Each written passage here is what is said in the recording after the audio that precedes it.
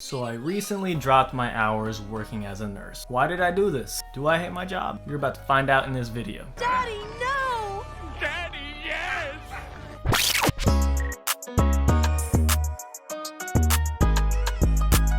What is good, y'all? It's NWA here, Nurse Pat. Today we dropping some heat. So about a month ago, I dropped my weekly hours as a 0.9 position, working 3 12-hour shifts, to a 0.6 position, working 2 12-hour shifts. So I'm only obligated to work 24 hours a week. Your intellect is as weak as your dollar. You are made of stupid. Now, why did I do that? I have a ton of rationale for you. First of all, I don't hate my job.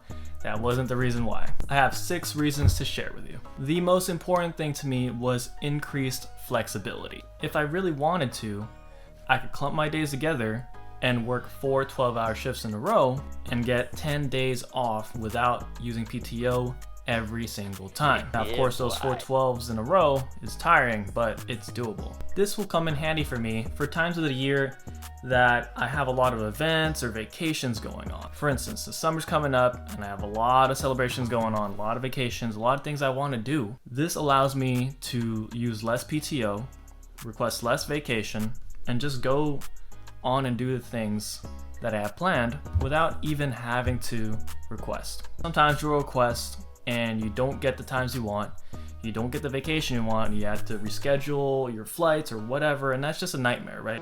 Oh, hell no!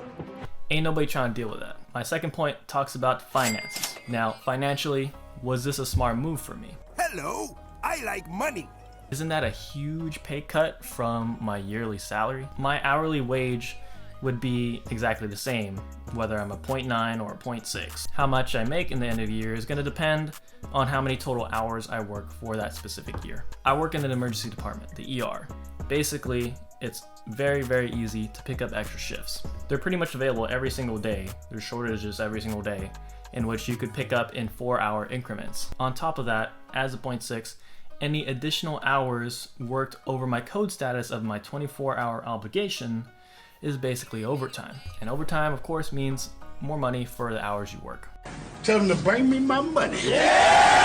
So I could theoretically make the same or even more amount of money compared to last year, working less hours than I did last year. Especially since we are in negotiations to have our raises soon with the union contracts, and I also have stepladder increases. And then I also am working on getting my clinical 3. So that's a lot of increases of my base wage, and I feel like it should be very, very easy if I really wanted to match my salary of last year or do even better. Will I work that much though? Yeah, probably not. I love my days off, to be honest. I really do. My current monthly expenses aren't very high at the moment because of my money management, my budgeting, and all that. So even if I didn't pick up any extra shifts, I could still, pay for my monthly expenses. I could still save, I could still invest. Like, it's not a huge hit. Now, my third point is that with so many days off and extra time, there's a lot of paths that I could take. If I wanted to, I could be more involved with hospital projects, committees, educational projects. That all gets paid as well, and it makes you look good towards manager. Makes you look like an overachiever. But in reality, it's just because I'm working less. When I was working 3 12-hour shifts, I felt too lazy to do these things. Once I got my shifts over with, I was exhausted, I was drained. I didn't want to deal with anything work related outside. Hey, this man just, I don't want to do this no more. But with some of these things, theoretically, I could work on projects from home, get paid from home. So it was something that was enticing to me. Another thing I could do is I could pick up a per diem job somewhere else or have a different side hustle. I can also use that extra time to make more YouTube videos for y'all. Or I could simply just lay back, relax, enjoy my extra time. Like, literally a plethora of things I could do. My fourth point is that even though I'm reducing my hours to a 24-hour work week, it's still a fully benefited position. In my hospital, and in a lot of good hospitals around here, that's usually how it is. You could be 0.6, get full benefits, even though you're working less. So that is something I do not have to worry about. Other jobs, you're working part-time, they might not give you full benefits. My fifth reason is that a 0.6 position is relatively rare.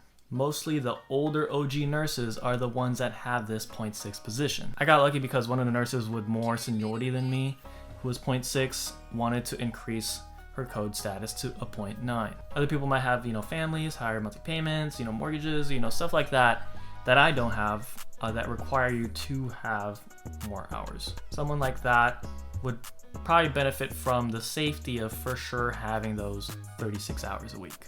Because with a 0.6, you do have to look at what's availability and sign up. That's the downfall. Newer hospital positions, especially as a new grad, will typically have you doing either 3 12-hour shifts or 4 8-hour shifts or 4 10-hour shifts. That's the usual. Usually I'm not hearing about people getting 0.6.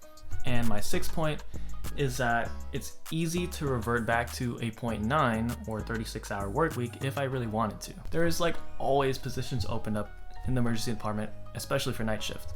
So I could literally change up anytime I want. Super easy. Doesn't require any additional interviews or anything like that. I just let them know I see the position open and I just go for it. And my seniority is, fairly high.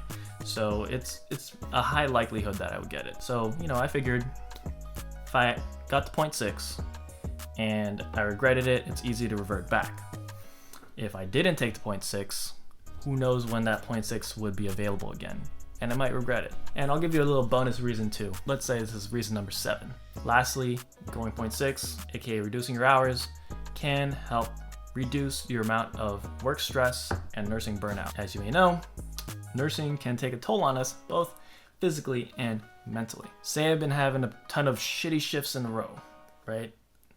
I've had it, I don't want to go to work, but I had to. I could literally just be like, screw it, I'm not going to work any extra shifts outside of my 24-hour obligation. Once my obligation is fulfilled, I don't have to work extra if I do not want to. It's been over a month now since I've changed to this position, and so far I don't have any regrets. I would say that having all of those days off does make me feel a little rusty coming back into work on the first day, but after that first day, I feel fine. I got my bearings going and I feel more competent. Other news is that I'm currently in process in escrow purchasing a house. In this property, I'm trying to rent other rooms and house hack. In the initial phases of vacancy, I might have to work a little extra shifts here and there just to have that comfort during those vacancies while I'm covering mortgage. Because if I have to cover mortgage on my own and I'm also still renting out in my other room, then it's gonna be kind of tight.